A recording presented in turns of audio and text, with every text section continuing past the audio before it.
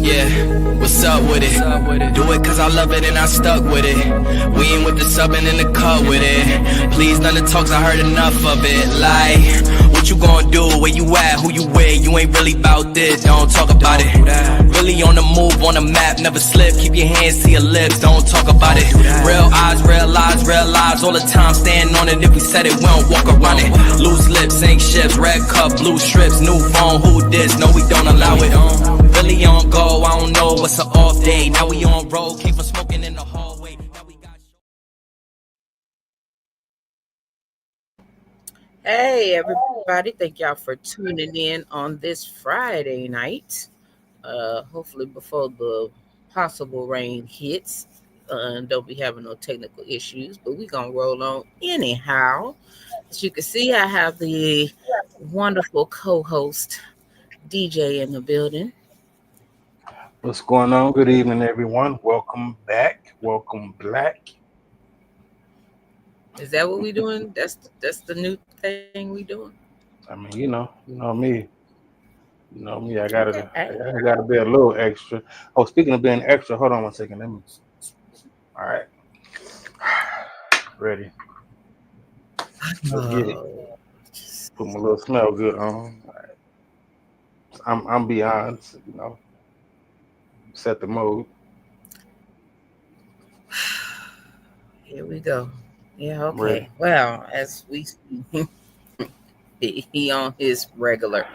But if you have not, please like, share, and subscribe to this YouTube channel and hit the notification bell so that you can know when we are on or if we post anything new, clips or anything like that. So definitely do that. If you are watching from Facebook, please make sure that you follow us so you know when we are live as well. Matter of fact, let me share the live just in case. Right quick. So, how was your week this week, sir? Man, my week was good. It was a bit busy, but I can't complain. It was very productive, so all was well. It went on. Although it was busy, it went quite smoothly. Yeah. Awesome. That's what's up. And Sounds how was good. your week? That's how we like it to go smooth. So Yeah. And how it was was your all week? right. It was All interesting. right. Uncle celebrated his 90th birthday on yesterday, so that was always a blessing. So it was good. I had a little mix of family this week, so that's what's up. I can't complain. I like that. I love it. Yep, glad to hear it. Yes, sir.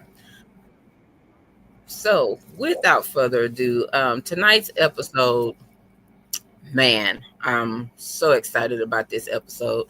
I've been trying to get this person to come on here for the last few months. He had to get his nervousness out. I had to put a little, tell him I was going to jack him up a little bit if he come on here to tell this story. Because when I first heard it, it blew my mind and messed me up altogether. I feel like it's an awesome testimony.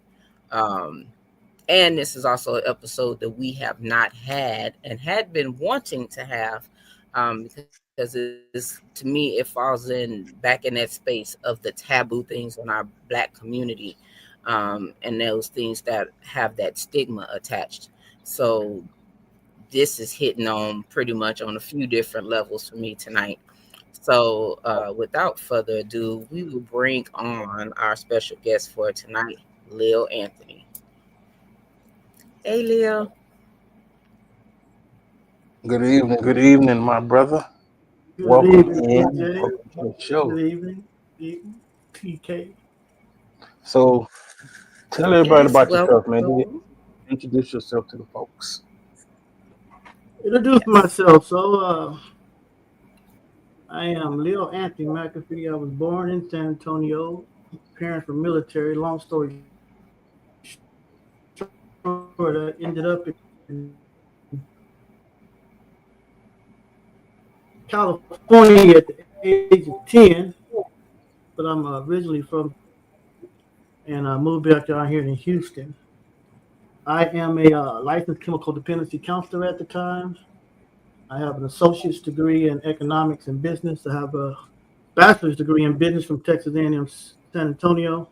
I have a master's degree in Christian studies, and I'm currently working on my PhD in health and human services. Okay, that's a pretty extensive list of accomplishments, man,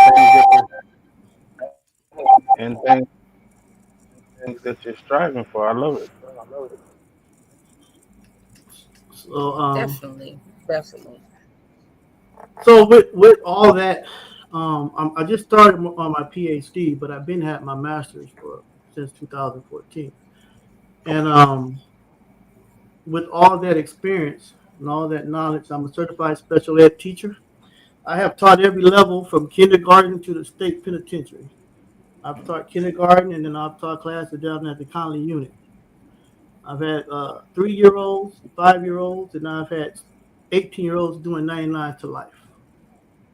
Wow. And with all that knowledge, actually, there's people right now that are paroled because I signed off on their parole papers 9-10 years ago. But with all that education, this time about 5 years ago, I was sleeping up under a bridge, drinking and doing drugs all day. Oh man. Yes, sir. And so I got myself together with the help of the Lord and a beautiful mother and family that supported me. Drank heavy drink for over 40 years. From the time I was 15 until I was well into my 50s, the longest stint of sobriety I ever had was 6 months, and that was about 20 years ago. And now I'm pushing 2 years sobriety for the first time in my life.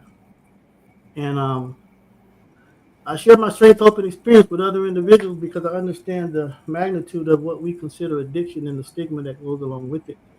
I have devoted my life to shed light on the disease, if you want to see it from that perspective, and how we in quote unquote the hood, how we view it. Yeah. So I was asked to come on here and share my little bit of my story, and here to share my story with the expectation that we can at least reach one person. Whether they hear it today or hear it later, hopefully that I can bring some kind of awareness to this stigma and bring about change in somebody's life. If I can reach just one person, then every night that I was homeless and sleeping in porta potties and behind buildings and abandoned parks was worth it. Yeah. Well, I want to say this, man, before we move on. Congratulations on 2 years, man. That's Not amazing, quite man. 2 yet, but we get there. Well, congratulations on the journey up until now, man. That's amazing, and I appreciate you sharing that. Yeah. Congrats. Yeah. Normally, Right. I don't talk about sobriety day. I'm part of it.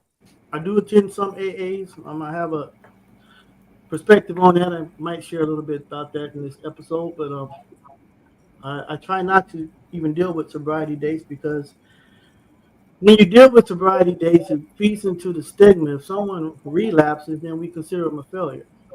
And recovery is a lifelong journey. It's a lifelong journey. Statistics, I think it was the European Journal, says it takes 66 days to a year to actually change a bad habit. And unfortunately, and working in treatment centers, the most the individual is going to get is maybe 28 days worth of treatment, and then they put it back on the streets, and then we wonder why they can't stay sober. When science has told us that you can't change a habit in 28 days, but that's a whole nother scenario. Okay, I got you. Go ahead, TK. So, I'm taking Leo, notes. as we briefly talked even before the show, you had an addiction to alcohol as well as to drugs. Right. How did you get started on drugs? Well, Actually, I was 45 years old before I ever touched any drugs. Mm. I was 45 years old, and if you want me to be transparent, the only reason why I did it because I was out with the individual. We were already drinking down there in Midtown, and I was already tipsy. So everything I had always vowed not to do was presented, and I said yes. And I tell everyone I did some coke one time, and coke did me for the next 6, 7 years. Wow. Okay. But I was 45. My dad passed away when I was 19 years old behind a drug overdose, and I had vowed never to touch drugs. But with my credentials and all the things that I've already shared, I consider myself invincible. Mm. You know, I was teacher, school teacher, driving a brand new car, wearing whatever I wanted, decent credit, living in my own place. Uh, and I got to where I was invincible. I had this ideology that I was better than that person on the street that was panhandling. And Mm-hmm. one person said, "Hey, try this. Sex is better if you're on this." And I indulged. And like I said, it turned into a 6, 7 year nightmare. I did things I never thought I would do. Went places I never thought I would go. Mm. Okay. I But think. Go ahead. I'm grateful for the experience because it taught me a lot about this thing that we consider addiction and how we get here. Um, we look at the addict and we see it as just a person that don't have willpower, don't have motivation, don't have drive. But addiction is deeper than that. Um, Anytime you deal with drugs, and alcohol is a drug, caffeine is a drug, um, Tylenol is a drug, Motrin is a drug, opiates are drugs. And the only time that we need drugs, all drugs are painkillers. Drugs are for killing pain. So when an individual we consider a crackhead indulges in drugs, we have to ask ourselves, why? So if I understand that drugs are a drug that are painkillers, for the addict, drugs are not the problem. Drugs are an attempt to solve the problem. The drug basically helps with pain and comfort, and for the addict, that pain and comfort is emotional. If I can deal with the trauma that leads to the emotional pain, then I can get the drug addict off the drug. But the drug is just an attempt to bring some kind of internal peace. And unfortunately, we all know now you can never get internal peace from anything external. And people will die trying to find internal peace in external substances. And let me throw this out there.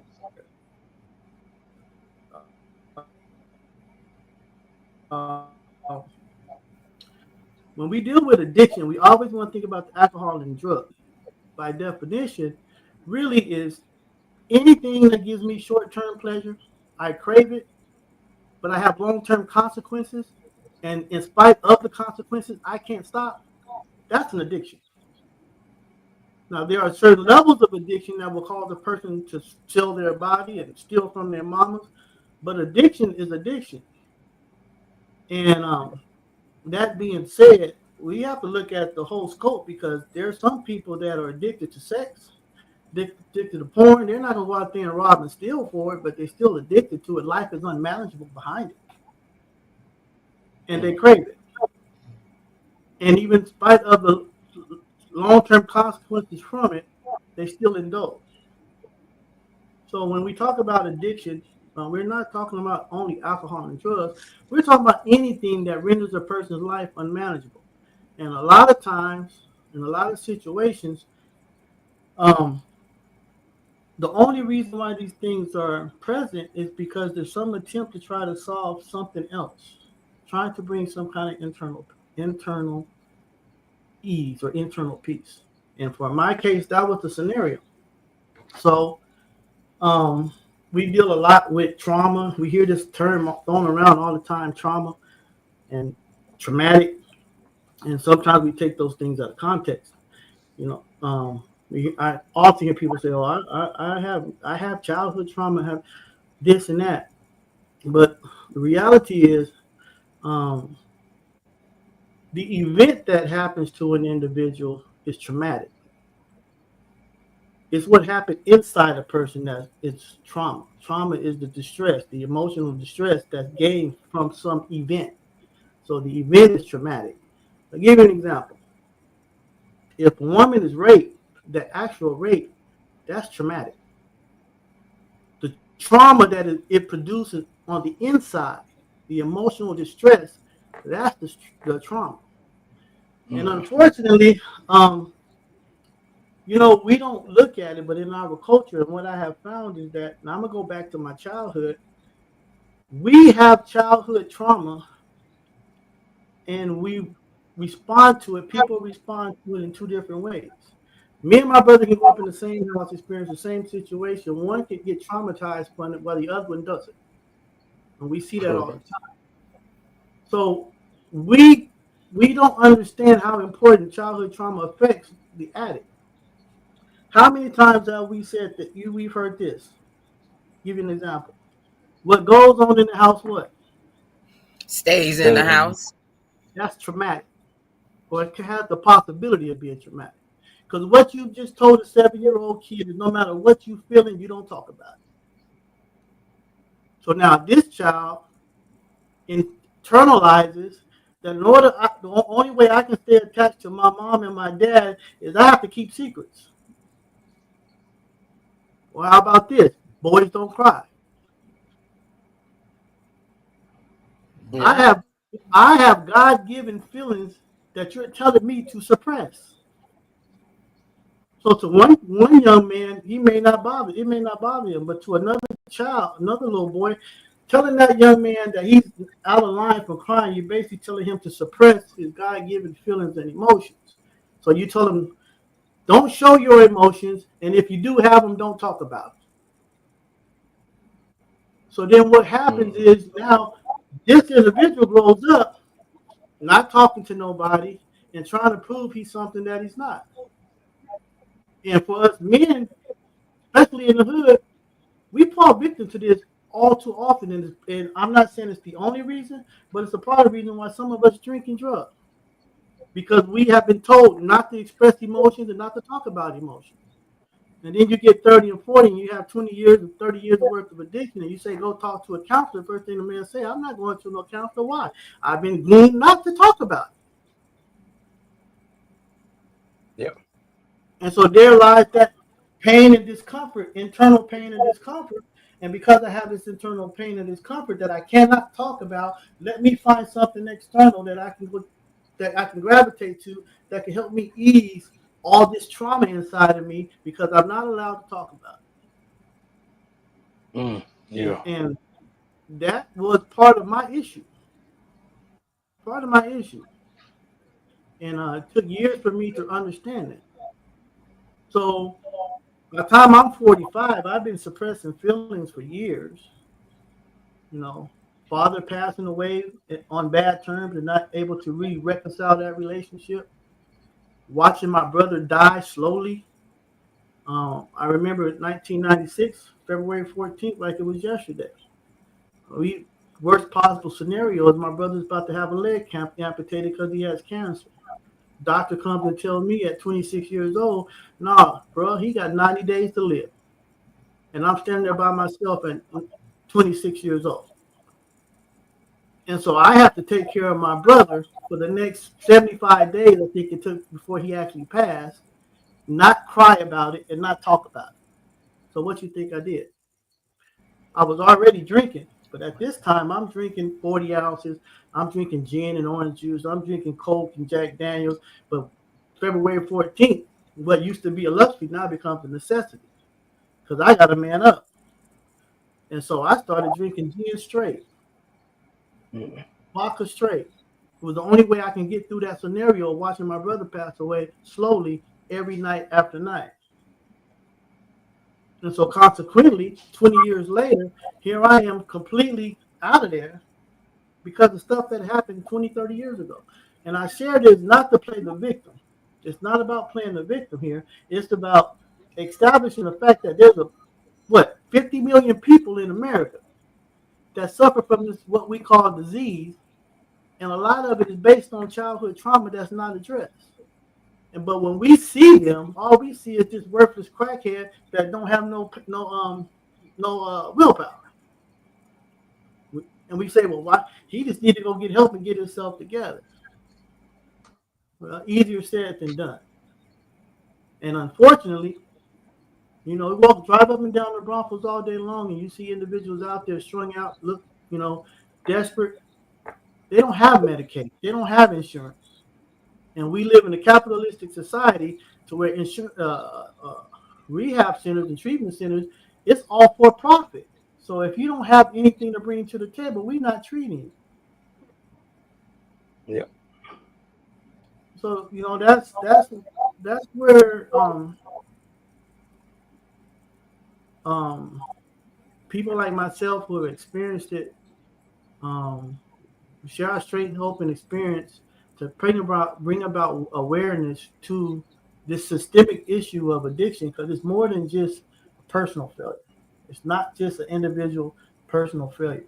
If you see a person drinking and drugging, and we look at them in a negative light, but the question is, why the pain?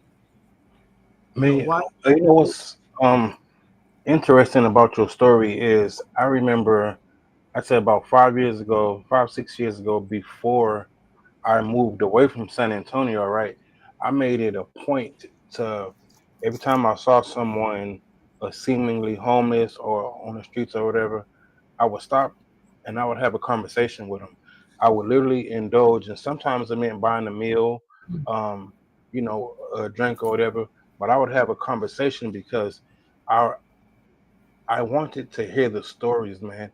And most of the time, and I would say 9 times out of 10, the stories revolved around them losing a job and then losing their family, and that spiraled down into the drugs and alcohol. So, like me personally, I've never dabbled in like drugs, but I've tried alcohol a few times. But I was raised in an environment to where like my mom, my uncles, all of them was addicted to drugs and alcohol in some sort. So I saw that. So that triggered that curiosity, man. And I remember just talking to people and hearing their story. I remember seeing like a light go off in their eyes. So I never necessarily just judged because I saw them, but I was genuinely curious in hearing their stories, man. And hearing your story, I can definitely understand, man. And again, I appreciate you sharing. So appreciate that. So I was, like I said, I lived on the streets of Corpus, and I mean homeless, literally homeless. I was walking around with a backpack and a sleeping bag for basically a year, sleeping wherever I could, eating whatever I could. And unfortunately, a lot of times doing whatever, not whatever, but just about whatever it took to support the habit. And one of the saddest stories that I ever ran across, I met this young man. He was out there on the beach where we got a lot of homeless in Corpus. They live at the beach because you can shower and stuff down there. They fish and they tent out and cook. I met a young man out there. He was on drugs, who lost everything in Katrina, his entire family.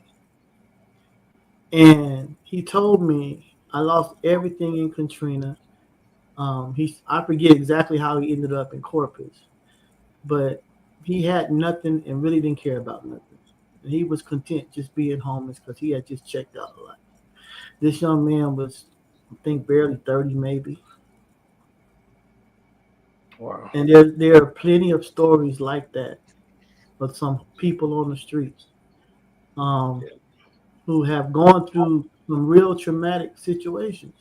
I know an individual right now who has been on drugs for over 30 something years, and we will look at that individual and say, man, by the time she should have did this and should have did that. But can you imagine being raped by your dad repeatedly for 4 or 5 years while you ages 6 to 11? Wow. So I say all that to just say that the stigma that goes along with drugs and alcohol, this problem is a systemic problem. It goes back all the way back to childhood, and it goes all the way up to Capitol Hill, because the laws that we have in place make it impossible for some people to get the help they really need. Fortunately, I had a family that was supportive. Fortunately, I had a mom that never gave up on me when everybody else did. And so I had people that encouraged me constantly in spite of all I was doing to get it together. And I'm grateful. But like I said, there's 50 million people out there. Yeah. Everybody out there is not out there because they want to be out there. And I want to go back to just share a little bit, because we don't, in our culture, we don't really understand. We're understanding now in this information age, but we don't always understand how the things we say affect people long term. It's a ripple effect. I was sharing with TK that I love my dad. I'm not throwing him under the bus. He passed away in 1989. But if I'm transparent, what my dad told me was, he said, when I was 14 years old, he said, have you had sex yet? And he didn't use that term. And the answer was no. I was in San Antonio on vacation for the summer. And he said, well, if you don't have none by the time you come next year, I'm going to go buy you some. Wow. And I was 13, 14 years old. Guess what? I had my first child. Well, he wasn't born until I was 16, but I created my first child at 15 years old. And the message that I got was that if I wanted to be attached to my father and the men around, was that this is what men do. Wow. And you're right. Because that's traumatizing. That's traumatic. What happens inside you, it's what happens inside you. So the message that is taught is that in order to be a man, in order to be connected to the uncles and to the aunties and the uncles and the OG, we have to, basically, a man is how many women we can get in bed makes us a man. And we know that that's not true, but that's the type of ideology that we were taught back then. So then we wonder why, and we still teach. I mean, you look at any rap video, listen to any song. It's never anything about love and commitment. It's about my gun is bigger and everything else is bigger. And if it ain't bigger, I can still do it better. And so we get all of this, and we have individuals that's traumatized through this stuff, and they develop these warped opinions or ideas about life and about what a man is supposed to be. So I shared how I ended up on drugs. So I was about 15 when I started drinking. Now here's another thing that's interesting that I've learned in recovery. In recovering, it is said that where a person starts drinking, that's where they stop growing emotionally. So if you start drinking at about 10, 12, 13 years old, 14 years old, basically you're emotionally about 10, 12, 13 years old. So biologically, I can be 55, but emotionally, I can be 12. And for me, that was my story. Where I started drinking, and my very first drink, I was probably about 10 at a wedding, and adults weren't paying attention. I was drinking that champagne, and I remember getting that ooh-wee feeling. Next time I started drinking, I was about 15, hanging out with the boys in the hood. We just drinking our 40s and whatever. And then guess what? Guess what I was told at 18 by a female? Sex is better on alcohol. Wow. So now I developed this sense that if I want to stay attached to not just this woman, but any woman, I need some alcohol because that's gonna make me better. I'm sharing this because I ain't the only one. Yeah. Oh, you right. This is the stuff that goes on in our community, and we don't want to talk about it. So we got young boys, 18, 19 years old, thinking that, hey, I'm better in bed if I got a blunt. I'm better in bed if I'm drinking. The only way, and the issue is psychologically, we all have a need for attachment. That's the two things we Yeah. were created for: authenticity and attachment. Without attachment, we can't survive. If a mother just births us and put us out in the wild, we die. We need attachment to survive. And I'm throwing my little preacher hat for a minute, but for the first thing God says to man when he makes him, he said, it ain't good for you to be alone. You need other people. So Mm-hmm. we have a natural need to be attached. Well, if I am taught at a young age that in order to stay attached, I have to do X, Y, and Z, then I'm gonna do X, Y, and Z to stay attached, even if that means I push away my authenticity. And so now here lies the pain and discomfort emotionally because I'm being forced to be something that I'm not. Yeah. And so the only way I can deal with it is gravitate to some kind of substance to try to make. I got to do this in order to fit in. I remember growing up in San Diego. I was never a gang banger, but I was affiliated by association. And I remember drinking 40s. I couldn't stand the way a 40 tasted, but I didn't want to be considered a punk. I didn't want to be looked at as weak. I didn't want to be looked at as a square. And I needed attachment because I didn't have a father around. Yeah. So I'm willing to do whatever it takes. I'm out there fighting, carrying guns, knives, hanging with, trying to be something I wasn't deep down inside. I'm really a scared little boy just longing for some kind of validation. Yeah, I can definitely relate to that aspect. Yeah. Yeah. So TK, you what gonna say? Yeah. So what happens now, man, we got people like myself who 30, 40, 50 years old, and all we see is the stigma, but we don't see the pain and suffering that been caused, the emotional internal pain that has been caused by years of ideology that's foolishness. Now here's the catch. I'm gonna say this and I'll take a break. But it is not our parents' fault either, because what my dad said was told to him as a kid. Whatever my mom did was done to her as a kid. This does not just pop up today. Some of this stuff is rooted deep in the family tree. Great Yeah. great great grandma was like this. Great great great grandpa was like this. But during those times, we didn't know no better. But today, with all the information, we know better now. I remember, you know, little stuff like you just like your daddy. Okay, well then who was my Ooh. daddy? My daddy was a womanizer who died on the toilet smoking crack. And you told all your life you just like him.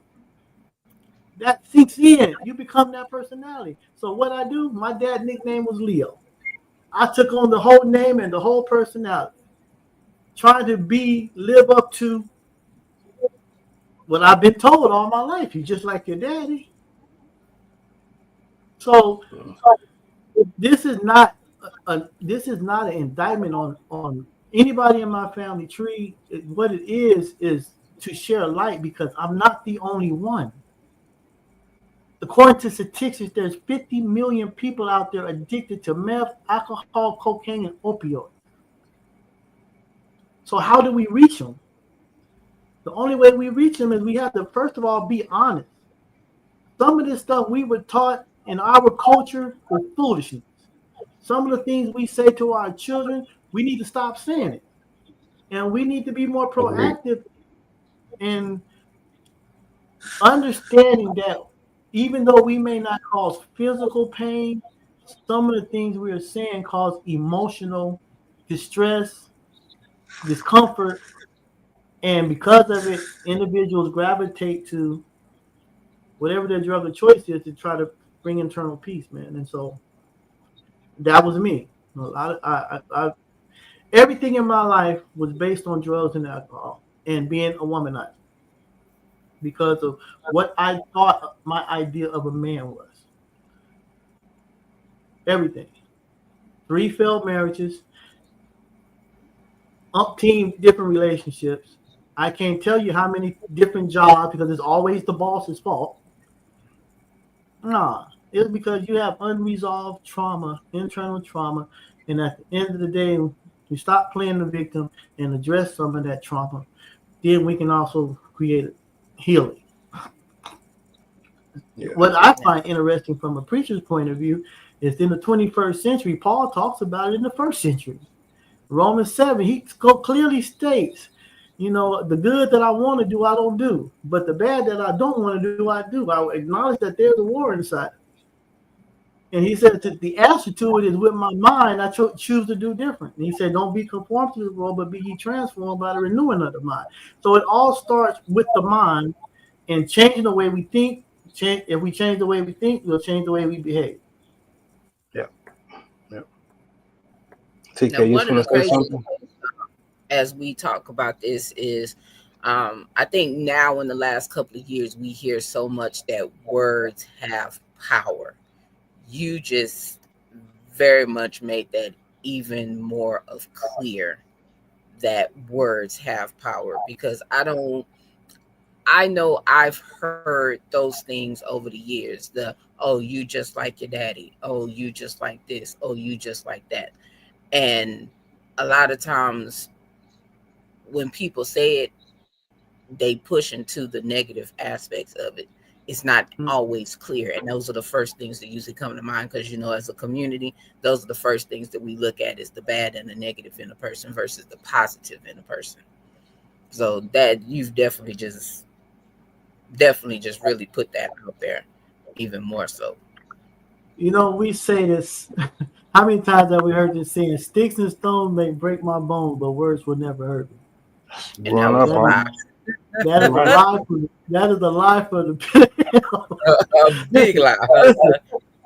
I'd rather if you punch a person in the face, sooner or later his lip is going to heal. But once you put words out there, you can never take them back. And no matter how much you apologize, that person's going to always remember what you said. Yeah. True. Yeah. Yeah. You always got a question? remember what you Not a question, man. I'm listening to what he's saying, man, and it makes perfect sense. Like once I came into the understanding of certain wordplay, it's ways that I don't even play because you say things, and even though you say them jokingly, our mind isn't registering those things as a joke. It's taking it, it's absorbing it, and it's putting it into action. So when you say things like such as some of the aspects you were speaking of, man, like I agree 100% because like I don't even like play joking, like talking negatively about myself. I'm real mindful in that space because it does make a difference. So I'm glad that y'all both pointed that out. I just wanted to, just say that, but I don't have any questions per se. I'm just I hear absorbing, man. Go ahead. I hear this young generation and these women in the young generation now think it's cool to call each other bitches. Bitch gone, bitch. Man, a bitch is a female dog that will eat her vomit, kill her dog, and walk around the neighborhood and let anything screw that gets behind it. Why would you want to be identified as that? And that whole ideology of we're taking and giving power to these words. You can't give power to words. Words mean what they mean. But that's this generation. But unfortunately, that's where the society is going. But it's up to us, the older generations, to stand up and try to make a little difference. We cannot change everybody, but we can at least let it be known that this stuff is not acceptable. Here's something that's really interesting. This is crazy. I am 55 years old. I have one uncle on my mom's side. I think he's about 80. You take my uncle out the equation, I'm the oldest male in my family tree right now.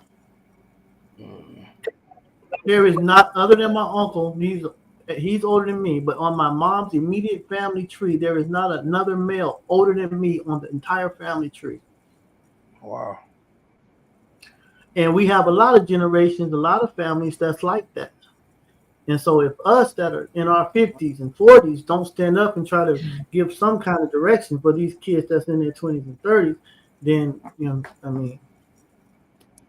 Let me answer this question, man. I'm thinking back on what you were saying from the very first time you tried a drug, right?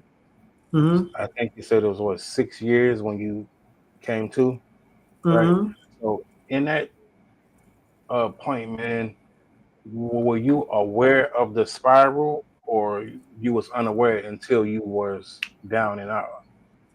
Like, how did that? So this is the part of addiction that is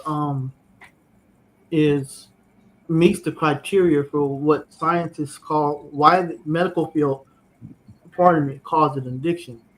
Okay. Because there is 10% of humanity that suffer from the disease of addiction. And basically what that means is there's 10% of the population that once they start drinking, they cannot stop. So 90% of the people that drink, they're going to have a drink and they're going to put the drink down. They go 2 hours before it's time to go. They're going to go home. They're going to get up. They're going to go to work. You got 10% that's like me. I'm going to start drinking and I'm not going to stop drinking till everything is gone. And I'm not going to go home. I'm going to probably end up in jail. In the bed with somebody I don't have supposed to be in the bed with. Something stupid is going to happen, and unfortunately that's the addiction part, because you have 10% of the population that the brain, once it gets started, you cannot turn it off. In AA, what they say is 1 is too many and 1,000 is never enough for an addict. There is a Dr. Bill in the AA book back in the 1930s, he classifies it as an allergy. And so once you get started, you can't stop. And so for my scenario, just like a lot of other people, because I have an addictive personality and I have that gene, I have an allergic reaction. Once I got started, I could not stop. Under no matter how much people prayed for me. My mom's a pastor. I mean, I didn't have hands laid on me. I didn't been rebaptized. I didn't have prayer meetings. But once I started, I just could not stop. And, it was sad because in active addiction, you're hurting yourself, you're hurting other people, but you can't stop. Because, if you have never seen this video, you can watch it on YouTube. It's called Pleasure Unwoven. And in the video, basically to make a long story short, what happens in the mind of an addict is that the brain has been tricked because of the spike in the dopamine. The dopamine spike, the brain has been tricked to thinking that now this is needed for survival, the midbrain part of the brain. And so once the midbrain has taken this information, cocaine, let's say, and have equated it with survival, all knowledge, the frontal cortex goes offline, and anything common sense goes out the window. And for the addict, that's what happens. So you live a life really honestly believing that if I don't get another hit, I'm going to die. But the reality is that cocaine is not physically addictive. It's all mental. It's all in the mind. But the midbrain, the pleasure sense of the brain, the part of the brain that equates pleasure, completely tricks itself into believing that this is needed for survival. It's just not a piece of chocolate. It becomes the number one thing in your life. So to answer your question, that's where I was at, because I have that addictive personality, that addictive gene, to where once I start, I can't stop. And so for 6 years, I was on this spiral. What got me to understand where I'm at was cognitive behavior therapy. It's what I teach in rehab. And basically everything I've been saying right now is cognitive behavior therapy. It's about looking at why I think the way I think and why I'm doing what I'm doing and challenging those thought processes. But before I can challenge them, I got to understand where they came from. And that's where the childhood part comes in. I'm sorry. Yeah. So the word cognitive is related to the awareness aspect, correct? Right. The mental awareness part. Yeah. Yeah. So in the brain you have the frontal cortex, just right here, frontal part cortex. That's where all reasoning is, Yep. all logic. That's where common sense lies. Then you have your hippocampus and your amygdala. That's where your emotions are. And then you have the midbrain, which in the limbic system, where it's more survival. Well, in addiction, for those that are addicted, frontal cortex is gone. It's offline. It's checked out, and everything is limbic system and midbrain. Yeah. So in And so essence, for you're you, stuck in the fight or flight mode. right. And so this will go back to what I was saying earlier. Scientists and doctors and physicians know that it can take 66 days to a whole year to get your frontal cortex back to working right if you've been out there for so long, and yet you're only given 28 to 30 days of treatment. So you wonder, you see these people in and out of treatments all the time. It's no way they have no way. It's impossible. Some of the people that's on the streets, just like myself, like I was, are only out there because the way the system is set up, they're set up to fail, and that's a whole nother scenario. So yeah, that 6 years, man, I was 150 pounds soaking wet, pawning everything I could get my hands on. Yeah, everything I get my hands on. Yeah, it was crazy, but that's a whole nother issue. But yeah, to answer your question, it was bad. It was real bad.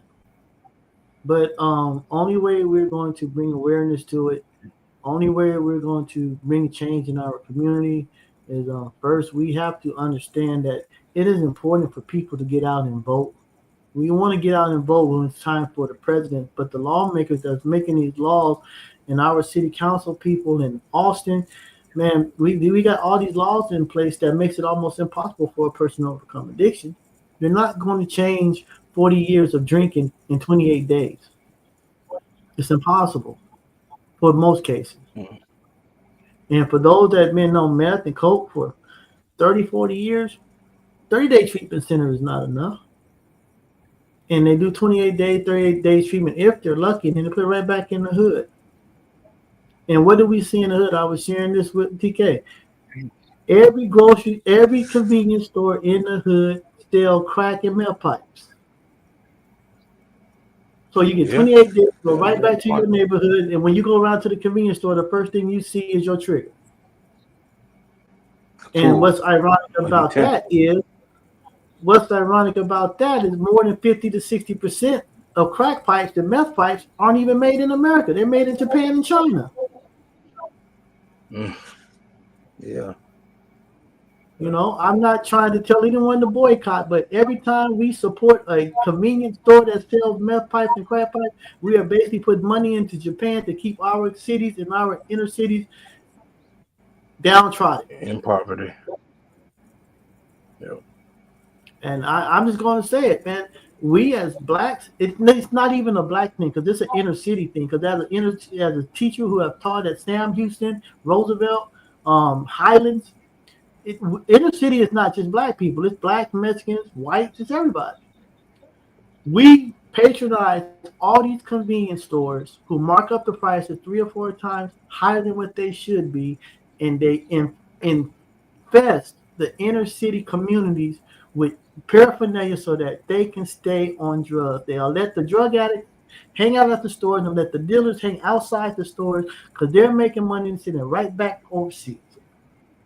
At some point, if we really want to bring systemic change, we got to stand up against all of this because it goes deeper than just childhood trauma. A lot of this is policy and lawmakers. And to bring about real change in our community, it's going to take everybody, black, white, Hispanic, to really stand up against the powers that be and force society to take a real look at it. If not, we might as well just keep on feeding and giving them money because there's no hope. A 25, 26-year-old male, 35, 36-year-old male does not qualify for Medicaid. So instead of giving them Medicaid, we'll wait till he catch a case and put him in the penitentiary. And that is why, unfortunately, the American justice system is disproportionate with African American males because they feed on the inner city and they, hey, catch him with a pound of crack, let's take him to jail, put him in jail for 10 years. But you'll spend the money to keep him incarcerated, but you won't spend the money to get him rehabilitated. That's a problem. But we're sitting around pointing the finger at each other, blaming each other instead of getting up doing something.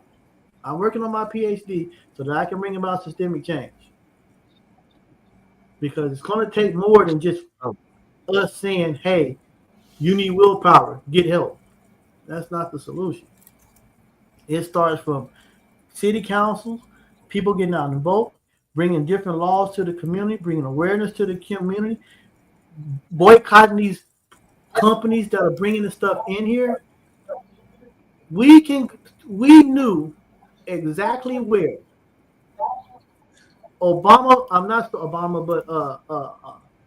Saddam Hussein and his children were in a bunker 10, 20 feet deep below ground, and with precision, we sent the missile to that bunker and killed them. But we can't stop cocaine and opioids from coming over here, and there's only 3 ways they get here: planes, boats, and cars. So anyway, I don't know how I got on that, but so it all kind of. It's a passion, brother. It's somewhere. It starts somewhere. You got to start somewhere. Yeah. It's that passion. Do you have any questions, TK? Anything? Yeah. So, Leal, yes.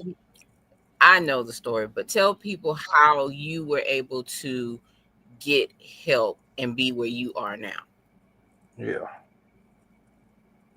How I got help. Well, first and foremost, I had a mom that didn't give up on me. That's first and foremost. Amen. That's my ride or die. No woman would ever take my mama's place. That my mama never gave up on me. In spite of all the foolishness and shenanigans, she never gave up. So I went to treatment. For the 6th time. I went to rehab 6 times.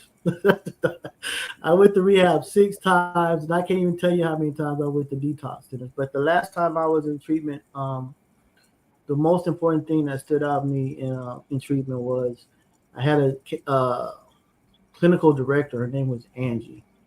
And Angie, I was up there doing what I was always doing, manipulating the system. I knew the system inside and out, so I knew what to say and how to say it to get out. And I was up to my old games and stuff, and I had a counselor tell me, man, for the first time in your life, why don't you trust the professionals? So for the first time in your life, why don't you trust the professionals? And then I had a friend of mine, I don't want to get the name and names, but she pretty much has said the same thing within a day or two of that.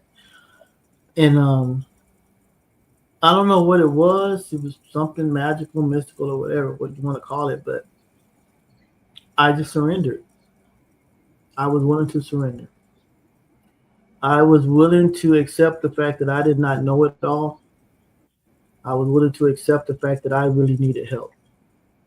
And I was willing to accept the fact that I really needed to really change the way I thought about life and look at my behaviors. And that whole process that I was up there, that all they was talking about was cognitive behavior therapy and challenging us to challenge our thought process and our ideologies and how we view life. And I surrendered. I really surrendered after all my life being told not to talk about this and talk about that. When they said you need to go talk to people. How did that place of surrender? How did it?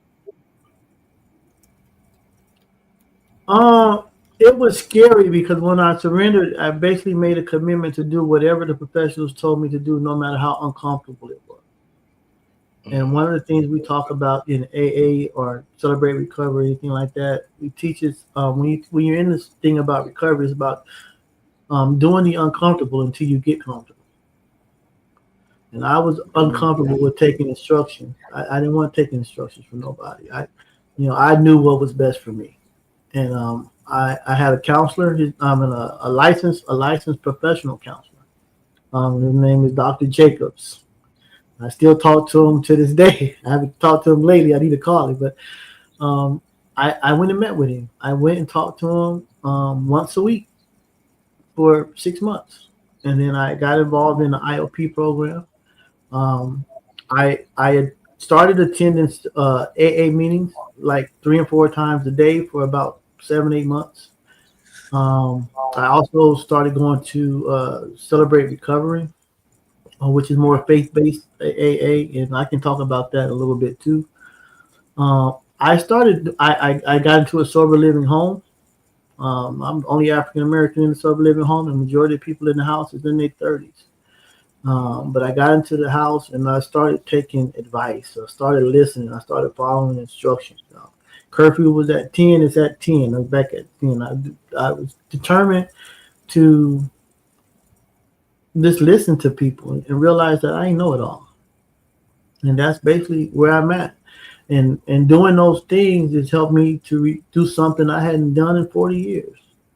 And that is have some long-term sobriety. And so, yeah, I had to be able to listen. But, it's hard when you see someone on the streets and you tell them that they need to trust somebody when, they're on the streets because people they trusted. They're on. That's why they're on the streets, because of trusting people. Yep. That little girl that's raped, you tell her to go trust somebody, trust a man. She don't, hearing that.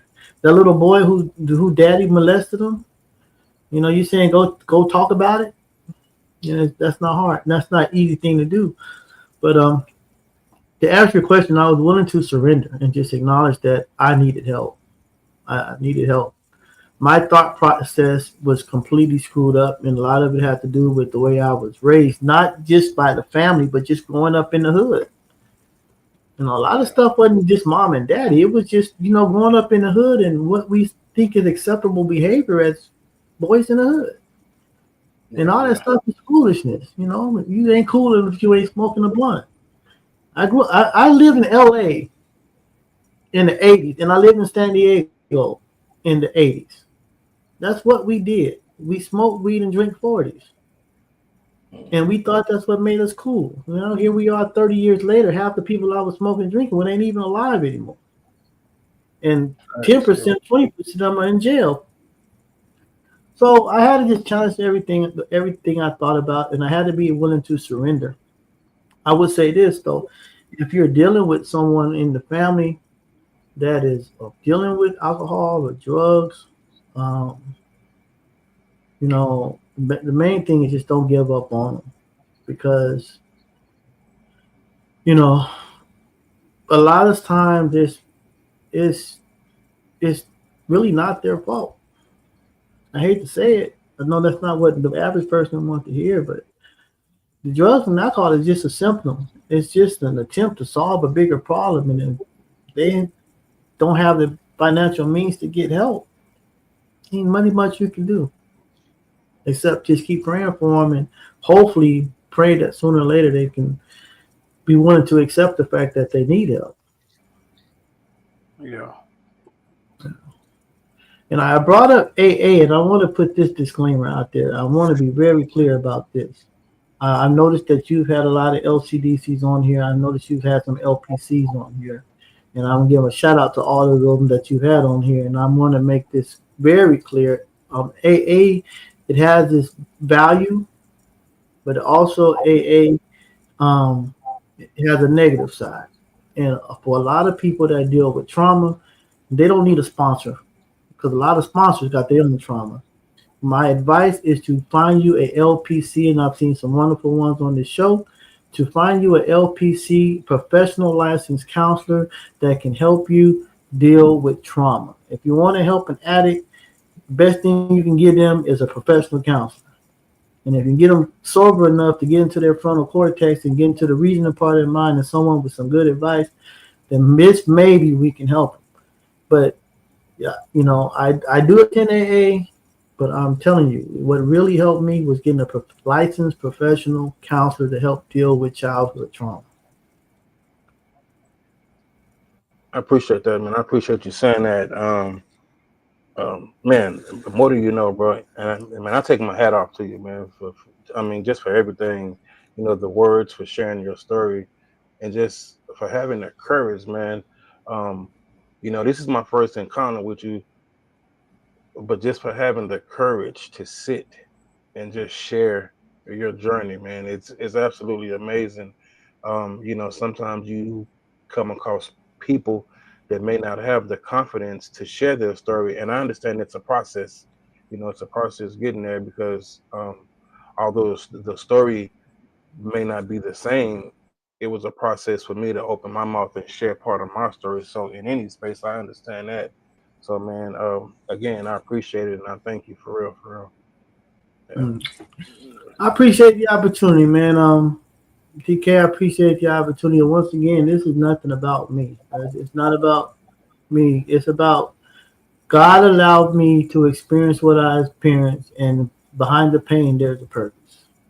And as a minister and as a man of God and as a teacher of the Word of God, it's one thing to carry that book around and talk about, regurgitate the stories out of the book, but it's another thing to live it and experience. So God allowed me to experience for a reason, and I believe that reason is to be able to bring awareness to it, to bring If you awareness. will, man, you mentioned earlier the faith-based AA. Can you kind of elaborate So, this a little? Yeah, yeah.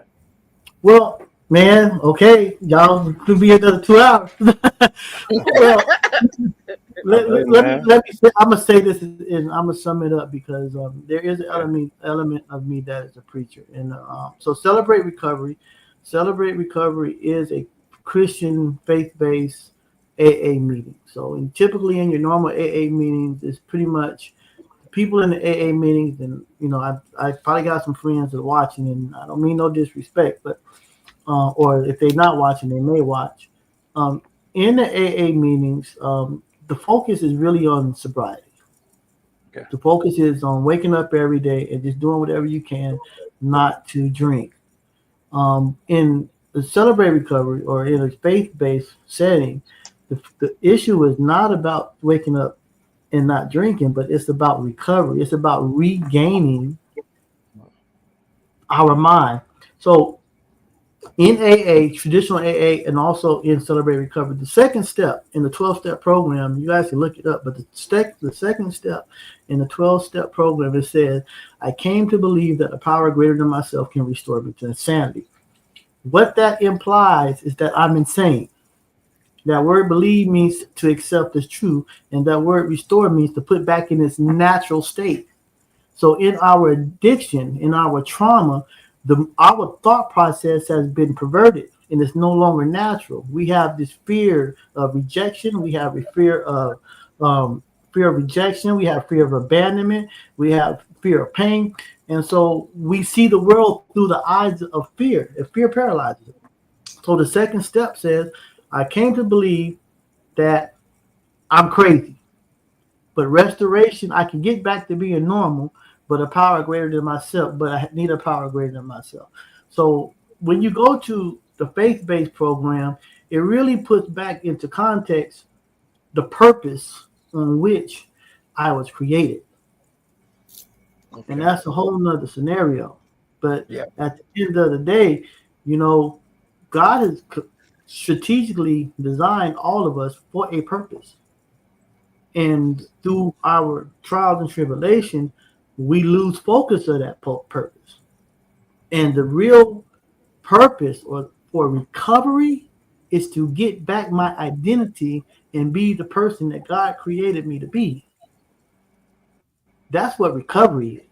It is recovering or regaining my natural state of thinking. And I share this all the time, and I'm not here to preach. But here's the thing. If I don't have a clear understanding of how I got here, why I'm here, what I'm supposed to do while I'm here, and where I'm going when I leave here, then any road is going to lead me to wherever I'm trying to go. The Bible is the oldest book on the planet. It's the library collection of writing, and it gives us clear instruction on what God's intention is for our life. This is Now, true. for those, and I'm not preaching denomination. I'm preaching spiritual principles, and the basic spiritual principle is about self-discipline and love. Whether you're Catholic, Baptist, Church of God in Christ, whatever, basic spiritual principle is about having self-control, self-discipline, and loving people like you want to be loved. And so you find that more in Celebrate Recovery than just your traditional, hey, did you drink today? No, I got 25 days sobriety. I got 25 years sobriety. Yeah, okay, great. What did God create you to do? And are you doing his will? Yeah. So Celebrate Recovery, man, I went on that little 4-minute tangent, but Celebrate Recovery is more faith-based, and it can kind of help guide us into the purpose of what we were created to do. And Okay, I appreciate that. Yeah, that was good. Yeah. Okay. And this is another thing, man. It's unfortunate, but you got Celebrate Recoveries all over the city of San Antonio, but you don't have none of them in black churches. I'm just putting it out there. You have none of them in the hood. They're out there with the rich folk churches. You don't have them in the hood, so they're not accessible to the people in the inner city. That's another issue. We want to talk about people getting help, but we don't have no place for them to go to get help. Yeah. One thing I do applaud Corpus Christi for. Corpus Christi homeless community, they eat good. There's only one day out the week that them people don't get a good home cooked meal at least twice a day. We don't see that in San Antonio. You don't see it here in Houston. No people sit there in the corner and do whatever they can just to get a taco. But yeah, we got to bring awareness, man. I'm shut up, but we have to bring awareness that this issue, if we're really going to bring change in our community, we got to get outside the churches. We got to get out the schools. We got to get out of our house. We got to start voting. We got to make our voices known. We got to start confronting these stories that are perpetuating this foolishness. And we got to show genuine love to these people out there. And the people out there that don't have insurance, we need to help them find somewhere for them we can get them help.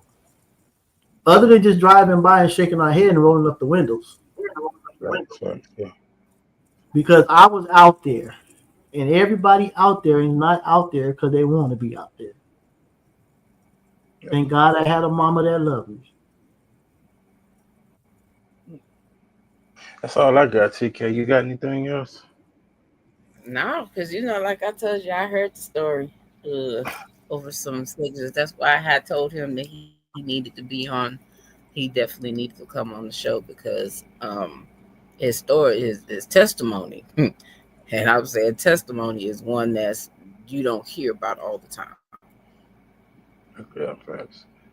And even in that space, man, if you know what I'm saying, if you will, man, man, I'd love to have you back to talk about some other stuff. I mean, some other experiences like you mentioned the counseling aspect and all that space, man. I'd love to just ask you some questions and us have a conversation in that space as well.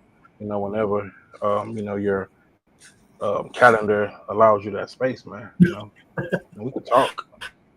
Well, it's ironic that it's been ironic that TK asked me to come on here because I was said in church not to get this call from her. And then I got a young man that came and preached at my mom's church who has a book publishing company and book publishing deal and said he wanted to help me write a book. But anytime DJ TK has my number, you can call me outside of this setting. Right. Anytime you guys want me to come on, this is my first time ever doing this. I've done this.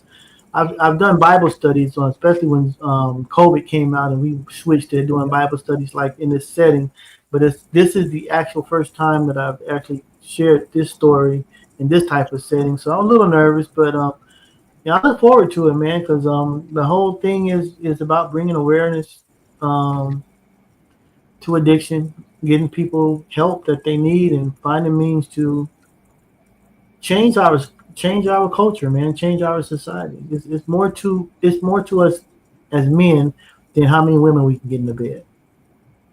It's more to us than that, And unfortunately, we perpetuate this cycle that's what a man is, drink drugs, and let's party, rock and roll, and we don't talk about the other stuff that really matters. And then I'm gonna say this, and I'm talking about myself, but we leave carnage, because of our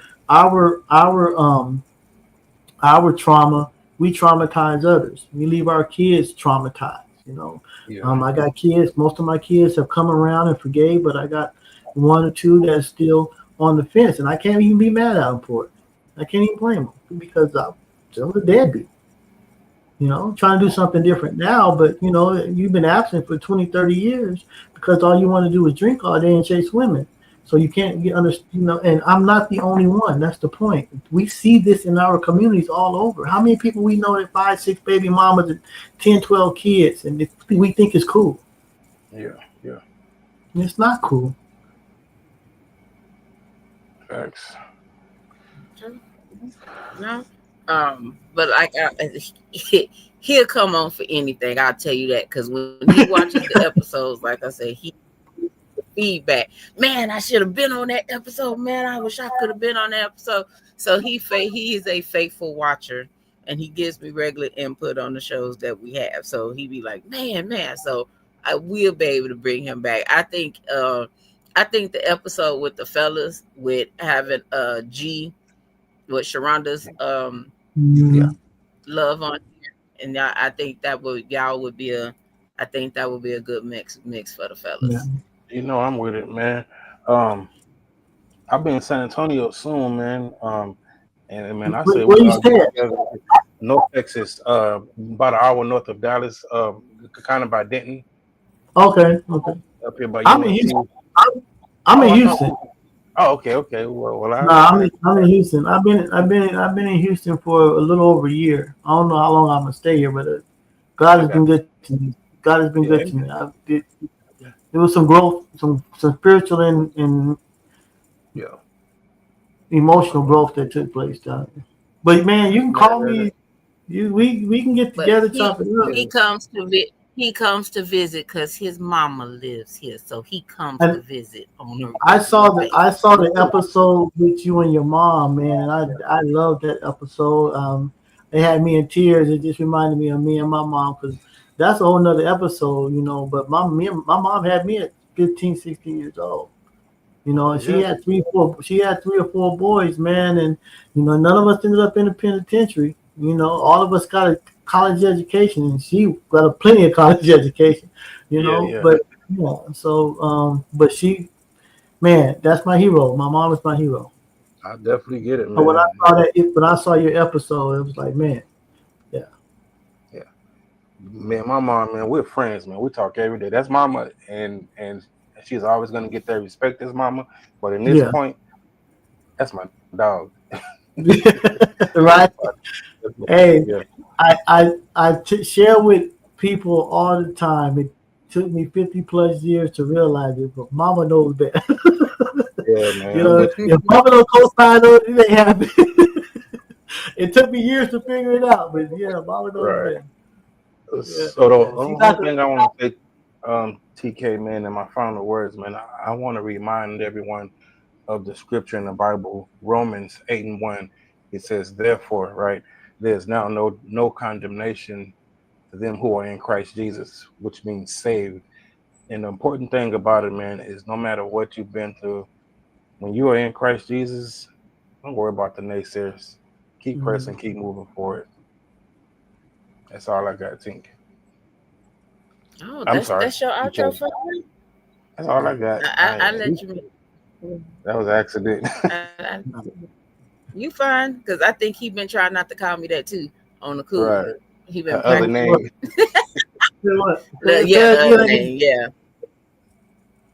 Yeah. Because y'all been around me. Other name. Y'all know that name more than the other names. No. Yeah. All right. Well, since you're so accustomed to the show, do you have anything that you want to close out the show with, sir? You know what? Honestly, I think DJ all he needs to do is drop the mic and walk away. I'm gonna leave it with just what he just shared, man. What more can you say after that?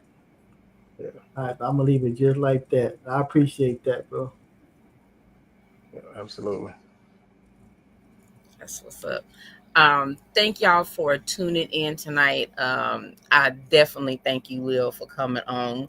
I thought I was going to have to put you in the headlock, drive down to Houston and strong on me, but hey, you know, you made your deadline, so here we are. So again, if you have not, please like, share, and subscribe to the YouTube.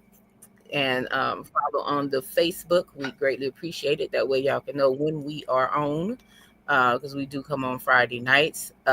Next week is the week we're not doing the show, right, D? On the 23rd? Right. Correct.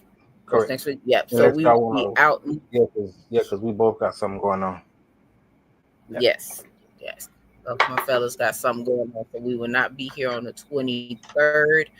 We will resume the following week. It'll probably just be me and DJ. So we'll run something. We'll make it good for y'all. We'll make it do what it do. But thank y'all again. I greatly appreciate y'all. Y'all be safe. And on that note, we are out. Yeah, what's up with it? Do it cause I love it and I stuck with it. We ain't with the subbing in the cut with it. Please none of the talks, I heard enough of it. Like, what you gonna do? Where you at? Who you with? You ain't really about this. Don't talk about it. Really on the move.